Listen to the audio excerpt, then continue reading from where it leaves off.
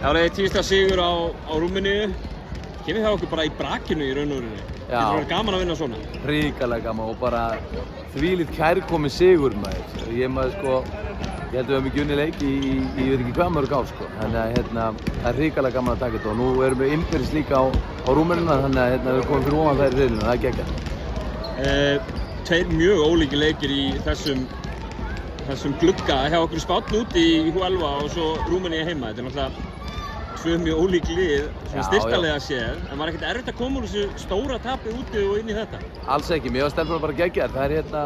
Það er við vissum alveg hvað vorum að spila móti hérna á Spáni. Þetta er besta lið í Evrópu, þannig að við notum þann leik bara til þess að slípa saman okkar hluti og við vissum að það er helvítis brekka, en það var enginn eitthvað að væli við þeim úrslitum.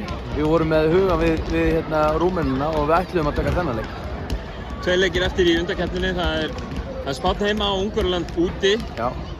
Þetta eru verðugir andstæðingar sem þið fáið í febrúar. Já, þetta er bara tvö topplið og við förum bara inn í þá leiki með huguna hátt uppi og bara berjum á þeim eins og við erum vann.